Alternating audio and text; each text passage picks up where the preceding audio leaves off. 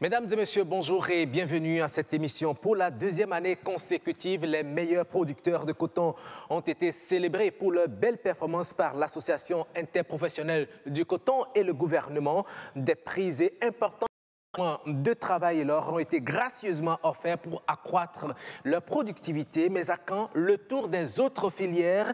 Quels peuvent être les effets et impacts de la gratification de ces cotonculteurs? Avec mes confrères, nous allons décortiquer cette actualité. Et l'autre actualité dont nous parlerons aussi, c'est la rencontre internationale des mines à Cotonou. Qu'en tire le Bénin? À cette question nous répondra un cadre de ce département ministériel. Vous aurez bien sûr votre revue de presse économique de la semaine et le mini-journal que nous présente tout de suite Estelle Espérance Rampazo.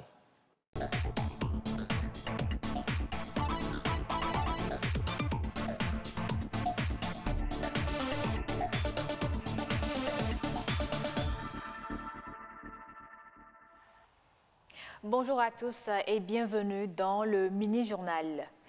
La croissance économique est un processus. Elle repose sur le développement des facteurs de production. Cette définition bien simple implique bien souvent des conditions très rigides pour la plupart des pays qui doivent renforcer et maintenir leur croissance économique. Pour le Bénin, quelles sont les dispositions à prendre pour booster son économie? Éric Koudor est financier. Il fait quelques suggestions au micro de Boris Aïnan et Axel Dancy. Il y a aujourd'hui une urgence à maîtriser la dette publique. Vous savez, notre dette publique à fin décembre 2017 doit tourner normalement autour de 50 ou 54%.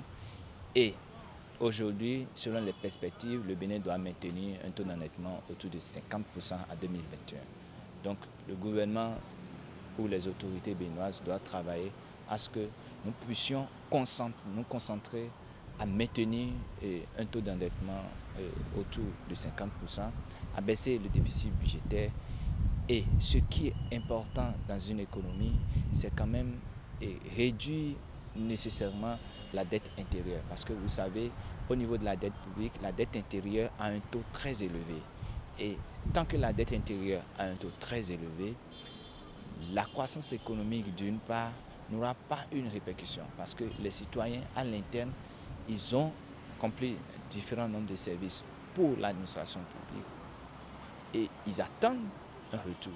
Au niveau de l'endettement, le Bénin a un vrai effort à faire parce que vous savez, les besoins de financement sont énormes. Et donc si le Bénin doit faire un effort au niveau de l'endettement, le Bénin est vraiment systématiquement obligé de travailler à augmenter les recettes. Et vous savez, pour augmenter les recettes, le Bénin doit augmenter le taux de pression fiscale. Parce que nous sommes un pays dont les revenus sont essentiellement fiscaux. Donc, nous avons également un taux de pression fiscale presque le plus bas de l'UEMOA. Donc, on doit travailler à augmenter ce taux de pression. La certification ISO, un instrument de management de qualité pour accroître les performances en entreprise. Au Bénin, dans le secteur privé comme dans le public, très peu de sociétés s'engagent dans un système de management de qualité pour la certification ISO. Comment obtenir la certification ISO? Que gagnent les entreprises certifiées à la norme? Réponse dans ce reportage de Patrick Adiaboujou. La certification ISO, c'est à donner une garantie que les dispositions sont prises à l'interne, au sein d'un organisme, pour donner satisfaction aux clients, aux partenaires ou aux usagers. La certification ISO, un référentiel qui met en priorité au sein des entreprises l'efficacité dans les prestations et la satisfaction des exigences des clients. C'est un instrument de management de qualité délivré par un organisme certificateur à l'issue d'un contrôle de qualité. D'abord à l'interne de l'organisation. Le personnel de l'organisation gagne en qualification, en compétences et en professionnalisme.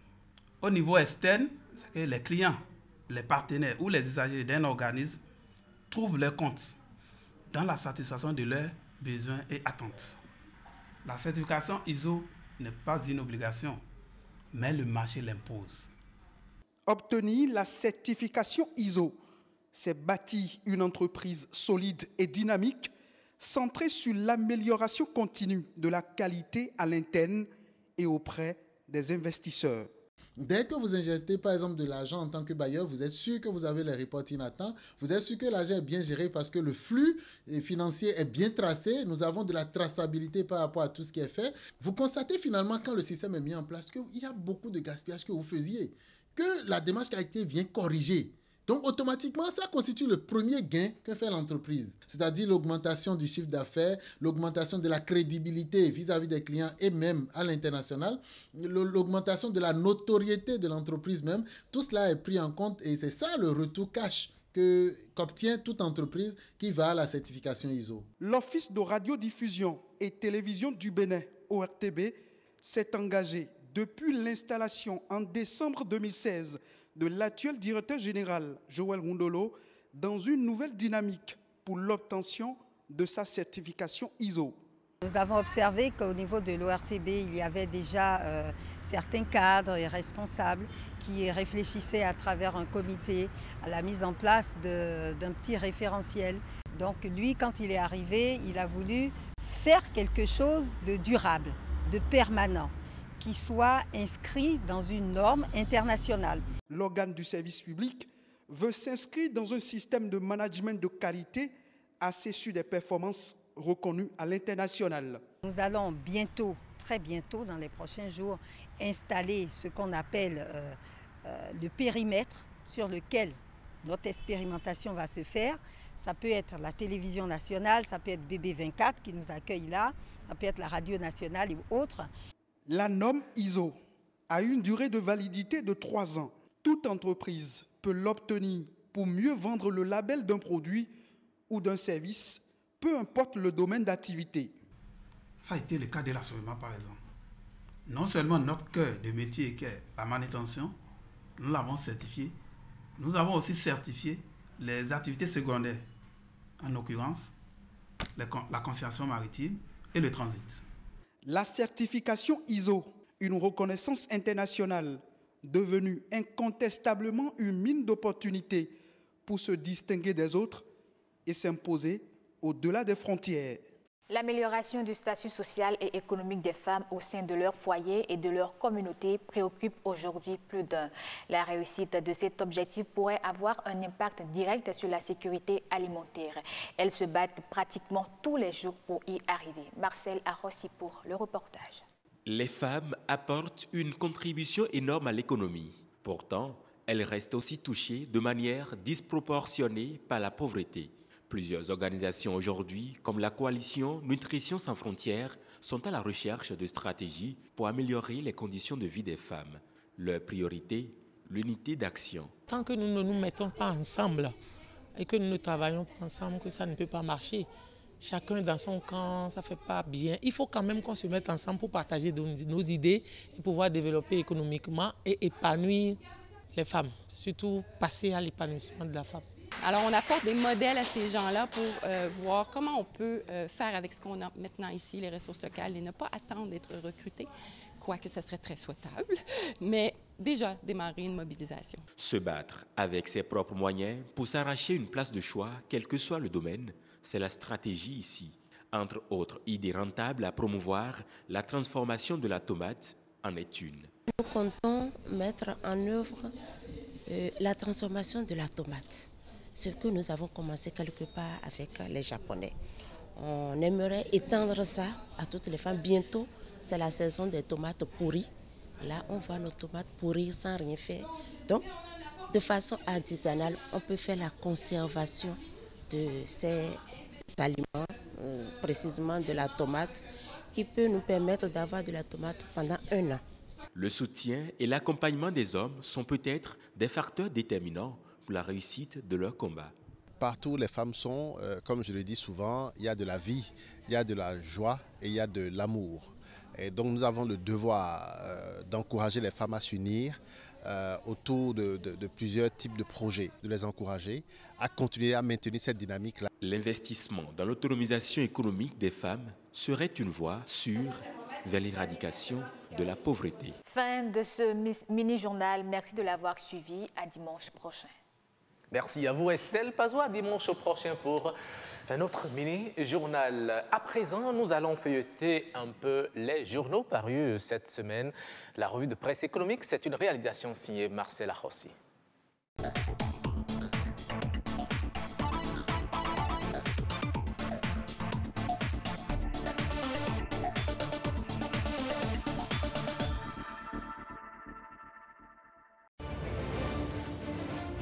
Amis de Wikeko, bienvenue à la revue de presse.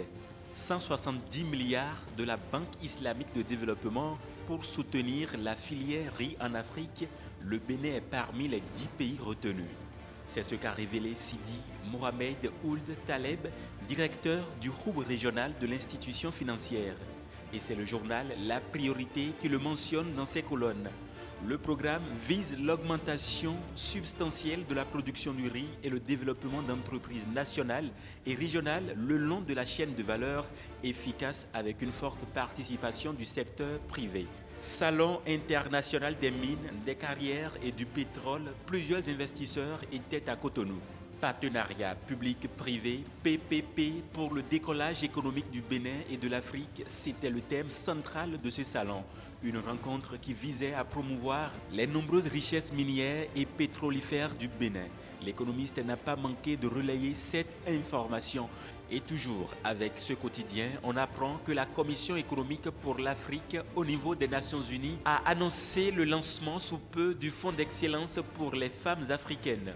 À hauteur de 278 milliards de francs CFA, ce soutien vise la croissance des entreprises dirigées par les femmes à travers le continent. En Afrique, les femmes sont de plus en plus nombreuses à opter pour la création d'entreprises, mais leur grande difficulté demeure le financement, relève l'économiste. Kinikini, cette semaine, a notifié que sur la route inter-État Bénin-Niger, un pont est menacé d'effondrement à Kandi.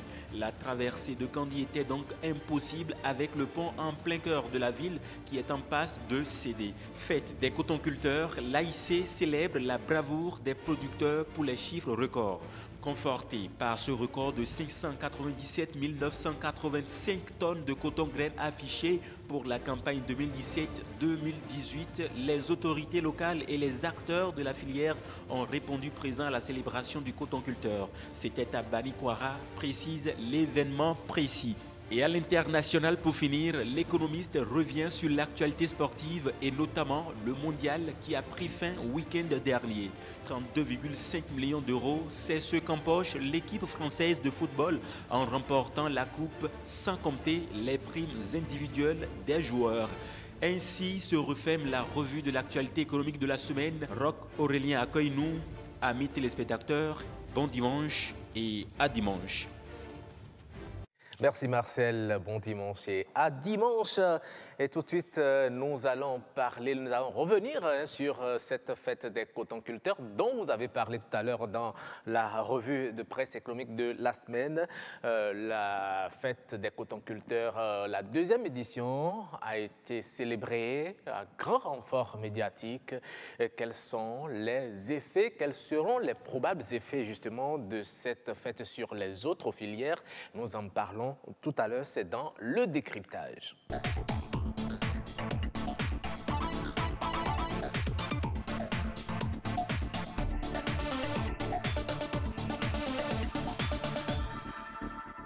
J'ai le plaisir de vous présenter mes invités. En premier, j'ai dit Onvegba, bonjour. Bonjour, Aurélien Akoyino. Journaliste au service de l'information de la Radio Nationale.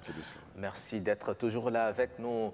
Et l'autre à qui je dois aussi dire merci pour sa disponibilité. Moïse Dossomou, bonjour. Bonjour, Roch. Réaliste à Canal 3 Bénin. Merci d'être également là et je reste avec vous.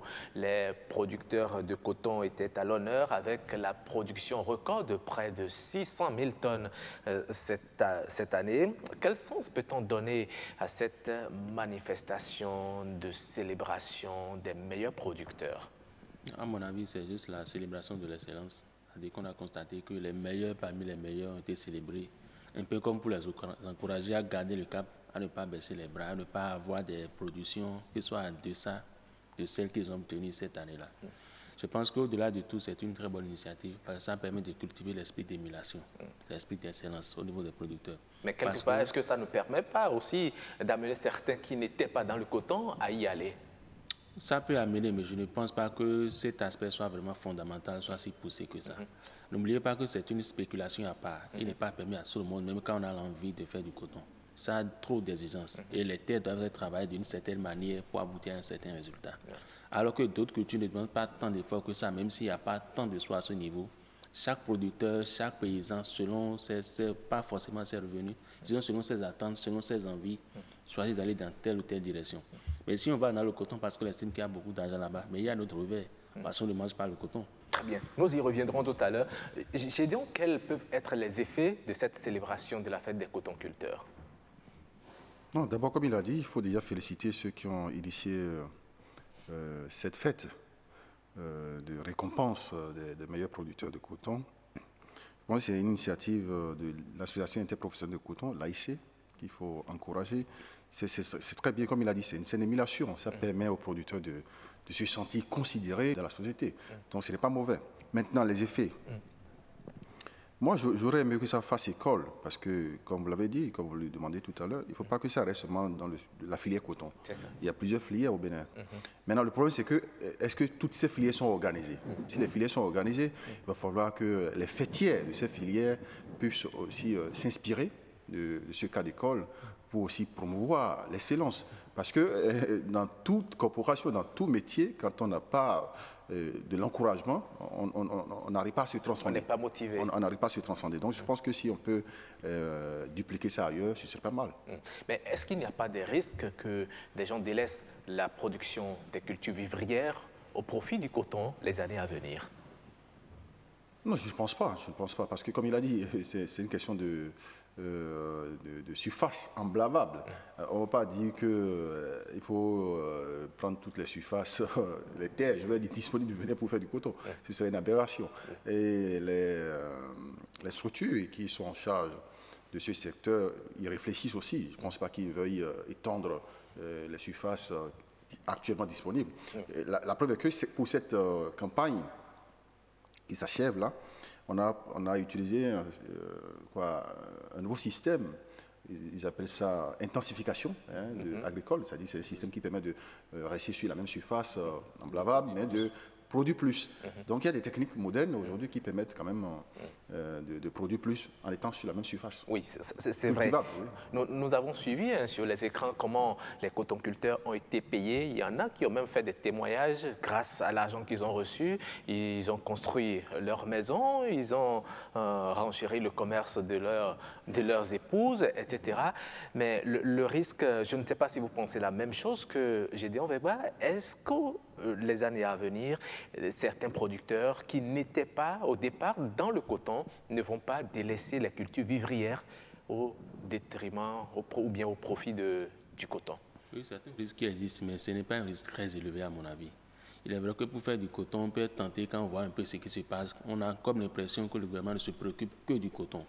Mais cela n'est pas forcément faux, parce que notre chef d'État, c'est un spécialiste du coton. Donc c'est normal qu'il accorde une attention particulière à cette filière-là, au-delà de toutes les considérations. Mais j'estime qu'il a déjà prouvé qu'il maîtrise la filière coton. Tout le bien qu'on peut penser de lui, il a déjà prouvé suffisamment. Ce qu'on peut faire maintenant, c'est penser à d'autres filières. Parce qu'on dit souvent que le coton nourrit 1 à 2 millions de Béninois. Mais imaginez qu'on ait 4, 5, 6 filières qui nourrissent autant de Béninois que le coton. Je suis certain que les questions du chômage, du sous-emploi seront plus ou moins réglées à une certaine étape. Donc le gouvernement a intérêt maintenant, même si d'autres filières ne sont pas organisées, d'aller dans ce sens-là. Sur la base d'études sérieuses, on choisit peut-être 3 à 4 filières en plus. On met un plan de redressement, on met un plan d'incitation, d'investissement pour attirer les gens à aller vers ces filières-là. Et progressivement... Quelles peuvent être ces filières justement qu'on pourrait réorganiser et qui peuvent aller en compétition avec le coton? Il y a déjà le cajou qui produit beaucoup plus que le coton en termes de ressources financières. Les experts disent que quand vous produisez 300 000 tonnes de cajou, c'est que vous avez 50% de 100% de plus que les recettes générées par le coton. Cette filière existe déjà au Bénin, il suffit juste de l'améliorer un peu, de l'encadrer au mieux pour avoir des résultats. Voyez un peu la filière parmi lui qui a quitté le Bénin et qui fait merveille en Côte d'Ivoire. Voyez un peu les tiraillements au niveau des cas des ultra grands rivières qu'on sort. Mais si on essaie de discipliner tous ces gens-là, Si on les met ensemble autour des intérêts communs, je pense que cette filière aussi va décoller pour le compte du Bénin. Regardez un peu le riz. Tout ce que nous importons d'Asie, des dizaines de milliards qui quittent le Bénin en direction de l'Asie. Alors qu'on a plein de bas-fonds, plein de marécages qui sont favorables à la culture du riz. Si là encore, on est un peu plus sérieux avec nous-mêmes, si on met un peu plus d'efforts en jeu là, je pense qu'on peut se passer progressivement de l'importation du riz en direction de ces pays-là. Et ces dizaines de milliards resteront au Bénin vont nous permettre de faire tourner l'économie. Au-delà de ça, vous voyez l'ananas qui est produit en grande quantité à Alada, mais qui pourrit, faute de transformation. Oui. Si là encore, on mettait un peu plus d'attention, d'efforts, de moyens, je suis certain que c'est des emplois, mais c'est encore des ressources additionnelles au niveau du trésor. Et le fisc ne serait pas aussi pesant pour les entreprises parce qu'on va trouver plein de débouchés, plein d'autres ressources pour alimenter un peu le pays. Je pense que si on met la réflexion au niveau de ces quelques filières-là, je suis certain que notre pays, sur le plan agricole, pourra vraiment décoller. Est-ce que le recensement national agricole actuellement en cours n'est déjà pas une solution à de non-valorisation des autres filières, des autres cultures que nous avons, font qu'aujourd'hui la plupart de ces cultures vivrières pourrissent dans les mains des producteurs? Non, c'est sûr que ça aura un impact, mais avant d'y arriver, j'aimerais rebondir un peu sur ce qu'il a dit, pour enchérir un peu. Hein. Je pense qu'il a dit le chef d'État est spécialiste du coton, mais c'est un maillon du coton. Donc c'est normal que cette filière soit la meilleure organisée aujourd'hui, la meilleure filière organisée du Bénin. Oui, mais il va falloir qu'il fasse ses preuves également dans d'autres filières, parce qu'on ne mange pas. J'y arrive. Pour le moment, on importe certains produits de grande consommation tels que la tomate, l'oignon, etc. J'y arrive. Je pense qu'on n'a même plus le choix, comme il a dit.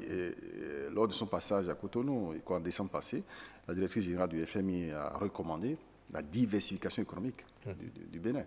On ne peut pas rester sur une seule filière d'exportation, le coton. Non, l'économie ne pourra pas survivre. Donc il va falloir forcément qu'on travaille à diversifier notre économie à travers d'autres filières. Et je pense que le ministère de l'Agriculture ici, il travaille sérieusement. Et il n'y a pas longtemps, on a vu le ministre sortir pour expliquer qu'il y a un programme en la matière. On a parlé du karité, on a parlé du soja, la filière ananas, la filière anacarde, etc. Karité, tout ça. Donc je pense que le gouvernement y travaille sérieusement et le recensement national agricole va aussi permettre d'avoir une vue globale de la chose et de pouvoir savoir qui sera prioritaire sur l'autre. Si les autres cultures ne sont pas très en vue, est-ce que c'est toujours par défaut d'organisation? On sait qu'il y a certaines filières qui sont déjà très organisées. Lorsque vous prenez la filière riz, par exemple, ils ont une certaine fêtière, mais ce n'est pas autant promu. Qu'est-ce qu'il faut faire aujourd'hui concrètement pour que cela puisse vraiment concurrencer le marché international? Vous avez touché une filière importante, le riz aujourd'hui. Je pense que le vrai problème aujourd'hui, ce n'est pas la production, surtout dans cette filière. Moi, j'ai eu la chance d'avoir des parents qui sont dedans. La production actuelle peut nourrir le Bénin. Mais il se fait que notre culture actuelle ne nous permet pas de consommer local, comme on le dit. Les gens produisent, mais les gens préfèrent le riz raffiné, riz, je ne sais pas comment, basmati, je ne sais pas quoi, basmat, je ne sais pas comment vous l'appelez, etc. On estime que ce qui est fait ici est brut. Et que ça n'a pas de goût. Alors que le riz localement produit a des propriétés nutritionnelles. C'est riche en substances nutritives. Donc je pense qu'il va falloir aussi qu'on travaille ici à consommer local, parce que ce n'est pas encore développé au niveau national. Alors, il vient d'évoquer un cas, ce n'est pas seulement le riz, il y a d'autres qui travaillent, qui s'échinent sérieusement. Est-ce qu'il faut aujourd'hui les inciter aussi à une réorganisation de leur filière? Comment doit-on mettre en place une structure pour mieux organiser justement ces filières afin qu'elles produisent aussi des résultats probants comme le coton? À mon avis, les filières existent déjà, elles sont déjà plus ou moins organisées. Ce qu'il faut même faire maintenant, ce n'est pas accentuer nécessairement la production, mais c'est encourager le consommation local. Comme il a dit, nous n'avons pas vraiment ce qui vient de chez nous. Mais quand nous sommes convaincus au fond de nous que c'est de la qualité, on se dit toujours, bon, peut-être qu'il y a des déchets dedans, peut-être que c'est peut-être que ça. On est tenté de débourser, prendre des choses de mauvaise qualité, de moindre qualité, mais qui viennent d'ailleurs. Et on se pavane avec ça en plus pour dire, voilà, j'ai acheté telle chose avec de telle, mais ce qui est fait ici chez nous qui est mieux, on ne s'en rapproche pas. Il y a un supermarché dont je tais le nom, qui a compris l'astuce et qui fait à Cotonou et qui envoient des pommes de terre qui sont produites à Malanville, mais qui les emballent et qui même produisent dans tel pays, mais les gens courent pour les acheter. Mais ils ne savent pas que c'est de la pomme de terre produite au Bénin. Mais parce qu'on a mis produit dans tel pays, simplement c'est fini, ils achètent.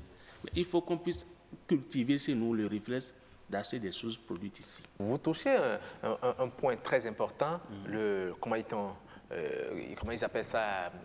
L'emballage.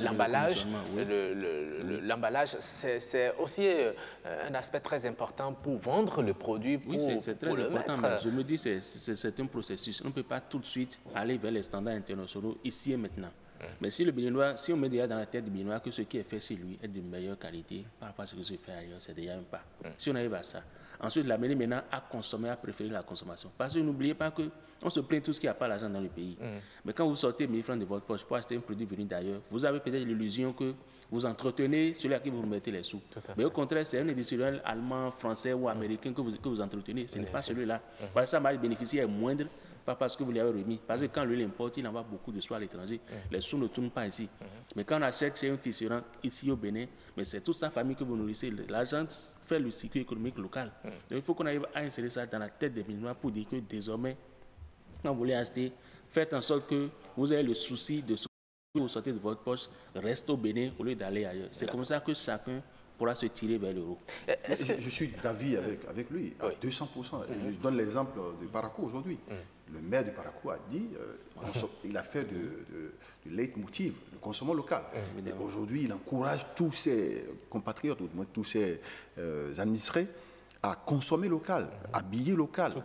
Je pense que si on le fait, comme il le dit, on crée une industrie locale qui va permettre de nourrir l'économie locale. Donc, si on ne le fait pas comme ça, et on dit non, bon, il faut acheter à l'extérieur, même les meubles, tout ce qui se fait, l'artisanat doit être développé, doit être soutenu, doit être encouragé dans son œuvre. Si on ne le fait pas et qu'on pense que bon, c'est l'extérieur qui est la meilleure référence, est-ce qu'il ne faut pas promouvoir le transfert de compétences aussi? Quelque part, ce qu'on nous envoie de l'extérieur a une certaine qualité. On a parlé même tout à l'heure de la certification ISO. Est-ce que les entreprises qui produisent justement de ces produits, excusez la tautologie, ne peuvent pas aller à la certification pour rendre plus compétitifs leurs produits? Je pense que c'est un processus. Ce n'est pas instantané, ça ne se décrète pas. C'est tout un processus. Et les gens, aujourd'hui, nous ne sommes pas encore à ce niveau. Il faut être sincère, on n'est pas encore à ce niveau. C'est progressivement que ça va arriver. Il a parlé tout à l'heure d'emballage. Je reviens sur le packaging, la filière riz. Il y a un monsieur qui me dit, il produit le riz ici. Les gens ne s'intéressent pas à ça. Il suffit qu'il change l'emballage et que ce même riz se retrouve à Paris et que les gens achètent. Ceux qui refusaient ça ici achètent à Paris. Voilà. Donc c'est une question de marketing. Tout à fait. Si on développe un marketing vraiment très attirant, on pourra vendre. Il y a déjà un marketing autour du coton, il faudrait qu'on fasse pareil au niveau des autres filières. Il faut l'étendre à toutes les autres filières, c'est indispensable. C'est indispensable. Mais le consommant local là, doit être... Les Burkinabés, ils sont pas... mais ils le font. Et aujourd'hui, quand vous prenez le gouvernement burkinabé, sur ces 5 jours, 7 jours, je vais dire en semaine, mais au moins 5 jours, ils sont habillés local. Tout à fait. Ça participe à encourager... Ah non, mais ici, on exige le costume. Hein? Non, mais la preuve est que sur le plateau ici, nous sommes tous habillés local. Nous faisons la promotion du local. Donc on peut le faire. Même il prenait l'exemple des meubles tout à l'heure. Oui. Le Béninois est convaincu au moins que les meubles qui confectionnent ici, que ça dure plus que ce qui vient d'ailleurs. Mais on est attiré par ce qui vient d'ailleurs parce que c'est beau, c'est esthétique. Même si on est convaincu que 5 ans après, on va devoir jeter ça. Donc c'est au niveau de la finition qu'il faut travailler ces choses au niveau de nos artisans, les former pour que la finition soit attrayante et qu'on soit tenté à aller plus vers eux. Parce qu'on est convaincu que un meuble fabriqué au Bénin est meilleur à ce qui vient d'ailleurs. Mais pourquoi on va vers ce qui vient d'ailleurs? Parce que c'est beau, c'est attrayant. Donc c'est cet aspect qui doit être corrigé, à mon avis, à ce niveau-là. Et la dernière question que je vais vous poser, à quand le tour des autres filières? Quand est-ce qu'on va célébrer également les autres filières? Beaucoup plus des acteurs des autres filières. Il faut avoir un peu envie de ressembler à ce qui se fait de bien, de beau. Quand vous êtes dans un secteur, vous voyez que là-bas, c'est mieux, que ça décolle. On peut dire, essayons de les copier. Voyons voir ce qu'ils font de si bien pour que chez nous aussi ce soit bien. Je pense que ça doit d'abord venir des acteurs eux-mêmes. Parce qu'en tant que vous ne portez pas bien ce que vous faites, les regards extérieurs ne pourront pas venir vers vous dire « Ah non, c'est très bien ». Il faut d'abord vous-même que vous portiez la chose à un certain niveau avant que maintenant d'éventuels regards, et notamment les pouvoirs publics, puissent venir vers vous pour dire maintenant « Je vous donne un coup de pouce pour que ça puisse décoller ». D'accord, très bien. Je vous pose aussi la même question. À quand le tour des autres filières? Je vais vous répondre. Je pense qu'il serait très hasardeux de dire que les autres filières ne s'organisent pas dans le même sens. Peut-être que les autres filières le font. Quand est-ce qu'on va leur organiser une fête les autres à la mesure ont les moyens? Voilà. Parce que la communication, c'est de l'argent. C'est vrai, aujourd'hui, vous l'avez dit, le coton, c'est le maillon du coton qui gère le coton. Donc, je pense que si les autres filières disposent de moyens conséquents, ils pourraient aussi faire de la communication, rendre visible leurs actions. Rien ne dit que les autres filières ne priment pas sur l'adhérent et autres. On n'en sait rien. Mais c'est bon aussi, c'est souhaitable que les autres filières fassent de la même sorte pour qu'il y ait une saine émulation. Je voudrais ajouter que sous Soglo, il y a ce qu'on appelle la fête des paysans, où on sélectionne les meilleurs paysans, on les faisait voyager, ils faisaient le baptême de l'air, ils allaient dans d'autres pays, même si à côté, ils venaient à Cotonou découvrir un peu la ville. Il faut qu'on fasse ça maintenant. Il faut retourner à cette belle... fête-là soit rééditée pour que tous les paysans se sentent inclus, valorisés dans notre pays. Merci à vous, Moïse Dossoumon, pour vos analyses. Merci également à vous, Gédéon Wegman, d'avoir partagé avec nous votre réflexion sur cette fête des cotonculteurs qu'on doit étendre également aux autres filières. Merci à vous et nous enchaînons tout de suite avec le dossier de la semaine pour parler justement des mines au Bénin.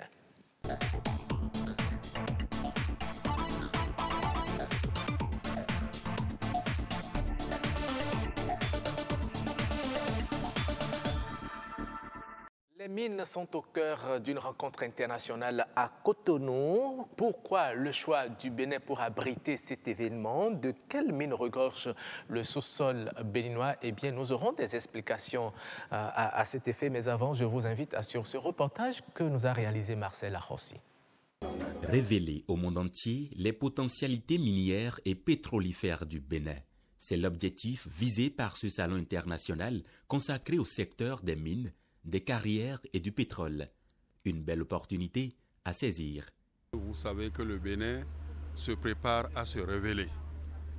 Et dans cette corde-là, vous savez, nous avons beaucoup de ressources minières au Bénin qui sont connues sur le papier, qui ne sont pas bien connues du point de vue de leur quantité, mais qui peuvent apporter un plus à l'économie nationale.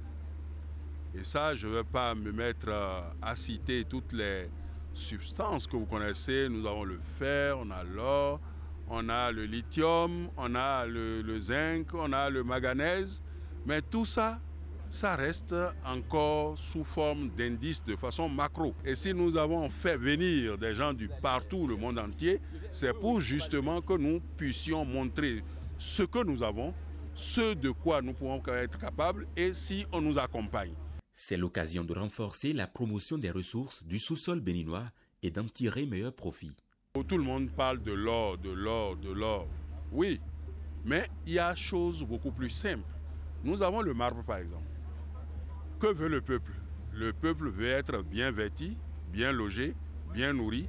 D'accord? En utilisant donc le marbre et les pierres ornementales, nous pouvons rendre beaucoup plus décent l'habitat béninois. C'est ce que nous ambitionnons de faire.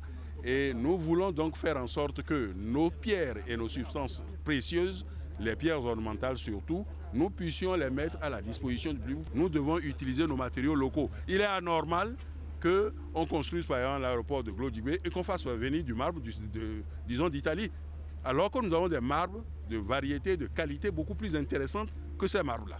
Et pour gagner le pari, la porte est ouverte au partenariat public-privé. C'est un cadre qui nous permet d'avoir des investisseurs à notre côté et de pouvoir aller à l'exploitation. Un pays ne profite pas de richesses minières en disant seulement on a ça. Il faut que ça puisse profiter. Une opportunité d'affaires et de recherche, mais aussi et surtout une opportunité d'échange. La valorisation des potentialités du sous-sol béninois passe par le développement des capacités d'exploitation des ressources minières du pays. Semika Bénin 2018 arrive donc à point nommé. Voilà, merci à vous Marcel Arrossi à travers votre reportage. On a l'impression que le sous-sol béninois regorge d'assez de richesses minières. En tout cas, notre invité nous le dira sur ce plateau et j'ai le plaisir de le présenter. Il s'appelle Alassane Yaroukora Tosuno. Voilà. Merci d'avoir répondu à notre invitation. Marcel Ahossi, bonjour. Bonjour. Vous étiez sur le terrain, vous avez réalisé le reportage. Vous nous dites qu'il y a assez de mines dans le sous-sol du Bénin. C'est l'impression qu'on a. On aura la confirmation tout à l'heure avec le directeur. Tout à fait. Oui. Il nous dira pourquoi c'est le Bénin qui abrite justement cette rencontre internationale sur les mines. D'accord. Directeur, avant qu'on en vienne au SEMICA, je voudrais d'abord qu'on rappelle une fois encore les ressources de nos sous-sols qu'on peut véritablement arriver à exploiter. Ok, merci pour l'occasion que vous nous donnez de nous exprimer sur les mines de notre pays et également d'apporter l'information peut-être méconnue du peuple béninois, que son sous-sol est riche en mines. Alors, lorsqu'on parle des mines du Bénin, les mines, généralement, présentent deux aspects. Il y a la mine liquide, il y a la mine solide. Quand on parle de mine liquide, généralement, quand il n'y a pas de pétrole, retenez que le pétrole est une mine liquide. Mais principalement, le pétrole, il est connu de tous. Même si d'aucuns pensent que nous avons un verre de pétrole. Un gobelet. Un gobelet de pétrole. C'est ce qui est dit tout le temps. C'est ce qui est dit tout le temps. Mais on n'a jamais vu. Je profite pour vous dire que le Bénin a bel et bien du pétrole. Qu'est-ce qui le prouve? Oui. On va y arriver. D'accord. Ce qui est important d'abord, commençons par les mines solides. Et lorsqu'on parle des mines solides, retournez un peu au coup primaire, sur ce qu'on nous a dit dans le passé. Oui. Le fait de Lumbu, l'or de Perma, le calcaire de On a tellement bûché, mais on n'a jamais vu. Depuis des années. Non, on n'a peut-être pas. Le fait, peut-être, on ne l'a pas encore exploité. Oui. Mais l'or, même si c'est de façon artisanale, l'or de Perma, tout au moins, et les populations ou certains dits opérateurs économiques. Mais quelque part, le territoire est disputé. Exactement. Ouais. Oui. Pas tout à fait. L'or de Perma, le territoire n'est pas aussi discuté que ça. C'est beaucoup plus... c'est pour le Bénin. Pas pour le Burkina. Non, pas pour le Burkina. Il se pose peut-être un point de sécurisation. D'accord, de sécurisation de nos périmètres miniers. Et ça ressort de la responsabilité du gouvernement. Mais le Bénin ne sécurise pas encore cet espace. Ce qu'on fait, ce n'est pas encore ça. Ça peut aller, ça veut dire qu'il faut aller au-delà. Si on se rend compte du rôle que ces mines peuvent jouer dans la contribution au PIB. Les réformes sont en cours et je crois que d'ici là, vous allez constater. Alors, avançons un peu. Par rapport aux mines solides toujours, je reviens sur la question du marbre. Le marbre, par exemple, le marbre d'Idadjo, pas seulement Idadjo, le marbre présente plusieurs variétés. Et malheureusement, le marbre est considéré comme une pierre ornementale, utilisée, recherchée. Nous avons eu la couleur blanche du marbre qui est recherchée par le monde, qu'on retrouve dans très rares pays, que nous avons, mais qui n'est pas exploité. Le quartzite, dans l'Atakora, les pierres qu'on utilise, que d'aucuns utilisent pour peut-être les murs, ou bien parfois même pour le terrassement de la maison, etc. C'est du quartzite. C'est du quartzite, mais exploité de façon artisanale. Cela suppose que par le quartzite, le Bénin peut se révéler. En dehors du quartzite, oui. C'est pourquoi je dis, à des moments donnés, revenons-en à la politique. On va voir pourquoi c'est pas... Mais quelque part dans certains départements, lorsque je prends le département du Mono, il y a par exemple des sites de calcaire qui sont déjà en exploitation même par certaines industries de production de ciment. À Lokosa, Fonga. Tout à fait. Et il y a également des carrières de sable, des carrières de gravier. Absolument. Tout ça constitue des mines solides. D'accord. Est-ce qu'en dehors de ces carrières-là, que nous connaissons déjà, que tout le public connaît déjà, est-ce qu'il y en a d'autres qui sont encore non révélés? Absolument. Il y a des indices un peu partout. Le marbre, je veux bien voir, par exemple, la valorisation de nos potentiels miniers à travers les infrastructures étatiques qui sont en train d'être érigées un peu partout. Mieux. Parce que ça doit commencer par nous-mêmes. La révélation de notre sous-sol, la richesse du potentiel minier doit commencer par nous-mêmes. Et pourtant, récemment, on a importé de la Norvège, je crois, certaines pierres pour réaliser une infrastructure. Oui, dans la lutte contre l'érosion côtière. Tout à fait. Oui, retenons que nous n'avons pas cette variété C'est vrai, merci pour l'occasion que vous nous donnez de faire un clin d'œil à cet aspect-là. Généralement, les gens pensent qu'il suffit simplement de voir la pierre pour dire ce qu'elle peut servir à faire. Ça ne suffit pas. Par rapport à la nature de l'érosion, il faut des roches appropriées. Si nous ne disposons pas de ces roches-là, il faut nécessairement aller chercher ces roches.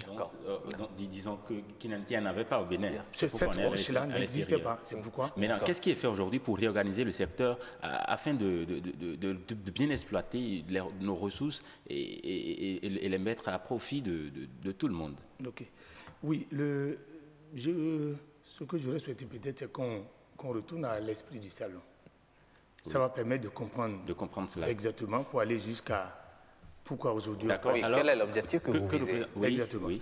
Alors, l'axe 4 du programme d'action du gouvernement a spécifié qu'il faut valoriser les potentialités du sous-sol béninois. Et pour valoriser les potentialités du sous-sol béninois, il faut renforcer les capacités d'exploitation. Alors, lorsqu'on parle de renforcement des capacités, tout de suite, ce qu'on voit, c'est quoi? Ce sont des investissements lourds. Puisque ce secteur doit contribuer énormément au PIB, le diagnostic fait a permis de comprendre que ce secteur participe à moins de 1%. Imaginez tout ce que nous venons de citer. Les différentes sortes de granit, les différentes sortes de marbre, le quartzite, le mongosynite, le calcaire, le kaolin, le lithium, qui... Tout le monde sait ce que le lithium peut servir à faire. Alors, le Bénin n'ayant pas les moyens d'exploiter justement ces sites, vous voulez dire par là qu'il veut tendre la main à l'investissement privé? Absolument. Ça veut dire que d'abord, l'objectif du salon, dans un premier temps, c'est l'initiative du gouvernement qui est allé chercher un cabinet qui a l'expertise dans l'organisation de ce type de salon pour faire valoir les potentialités du sous-sol. L'objectif du salon, c'est d'abord, dans un premier temps, permettre à nos opérateurs locaux de comprendre qu'on peut faire des opportunités d'affaires. On peut avoir des opportunités d'affaires sur la base de nos ressources. C'est qu'il faut améliorer la visibilité, la visibilité de ce secteur-là, du secteur minier et du secteur pétrolier béninois. Ensuite, voir maintenant dans quelle mesure mobiliser les ressources nécessaires. Puisque quand on veut développer un secteur, il faut non seulement les ressources compétentes, il faut également développer le capital technique nécessaire et il faut maintenant du financement. Alors, tous ces éléments, nécessitent des investissements lourds qui, du coup, ne sont souvent pas disponibles au niveau du budget national. Partenariat public-privé, c'est ça le terme. Et déjà avec les richesses du sous-sol béninois que vous avez présentées et que nous voyons là à l'écran, je remercie au passage ma réalisatrice du jour, Christelle Sabouran, à travers justement ces richesses minières que vous avez présentées, que vous avez certainement vantées aux étrangers qui sont venus. Est-ce qu'il y a déjà des intentions d'accompagnement du gouvernement dans ce processus? Absolument. Si les intentions du gouvernement se justifie déjà par l'organisation du salon. Si le gouvernement n'autorise pas, on ne pourrait jamais organiser. Est-ce qu'il y a déjà des investisseurs qui sont intéressés par une mine particulière? Absolument. Laquelle, par exemple? Le marbre. Et ça, c'est rien. Aujourd'hui, de par le monde, tout le monde sait ce que c'est que le lithium. Sans lithium, nous n'avons pas de portable. Sans lithium, il n'y a pas l'énergie solaire. Le Bénin a bel et bien du lithium, en grande quantité. On aurait découvert aussi du cobalt qui sert à fabriquer des portables à Tchaourou. Absolument. Donc aujourd'hui, l'objectif, c'est d'améliorer l'exploration. Ça veut dire qu'il faut aller dans l'élaboration de nouvelles cartes géologiques. Les cartes géologiques ont pour rôle... Justement, il y avait un cabinet international qui avait été sollicité pour réaliser la carte géologique du Bénin. Pourquoi vous n'exploitez pas ces résultats? Ces résultats sont exploités. Vous savez très bien de quoi je parle. Le scanning qui a été fait en 2014. Tout à fait. Ce scanning a révélé un certain nombre de choses qu'il faut approfondir. Généralement, ce qu'on oublie, c'est... On pense toujours que lorsqu'on fait un scanning, c'est que tout de suite là, on peut avoir l'estimation de la quantité. Non. Ça veut dire quoi? Ça veut dire qu'on découvre des indices. Et sur la base de ces indices, on connaît maintenant les zones dans lesquelles il existe des ressources spécifiques. Et sur la base de ces ressources, on a maintenant la possibilité d'investiguer davantage pour faire une estimation approfondie de ces différentes ressources-là. C'est-à-dire qu'il faut faire de l'exploration avant d'aller vers l'exploitation. D'accord. Et quel serait concrètement l'intérêt des partenaires privés à investir dans ces secteurs au Bénin? Oui, le partenaire, il vient d'abord lorsqu'il sait qu'il peut se faire, il peut faire fortune. Autrement dit, il vient quand l'environnement est propice, c'est-à-dire qu'il y a un climat des affaires favorable, le cadre législatif n'est pas contraignant, la stabilité politique garantie, la main-d'œuvre, bon marché garanti. À votre avis, tout ça est garanti? Absolument. Il y a des réformes en cours dans la relecture des codes miniers et des codes miniers et des codes pétroliers pour les rendre davantage attractifs. Et en contrepartie, que gagne le Bénin? Des ressources énormes. D'abord, la question du chômage. La main-d'œuvre locale, lorsqu'elle est utilisée, ça veut dire que le chômage sera réduit. Mieux, les échanges d'expériences vont permettre à nos opérateurs locaux de rentrer peut-être en partenariat, en consortium avec des privés. C'est pourquoi nous avons développé, nous avons mis en place des studios de B2B pour permettre à nos opérateurs locaux de faire des échanges d'expériences avec ceux qui sont déjà dans le secteur. Les Marocains sont très en avance. Ils sont présents au salon. Avec ces gens d'échanges, ça leur permet de savoir que ce n'est pas acheter et revendre qui permet de gagner de l'argent, mais c'est produire et vendre qui va permettre de gagner de l'argent. Parce qu'au Bénin, permettez, au Bénin, notre proximité avec le Nigeria a fait qu'on pense que c'est acheter et revendre qui permet d'avoir de l'argent. Ça veut dire qu'on ne prend pas le risque. Or, le capitaliste, c'est quoi? À gros risque, grand profit.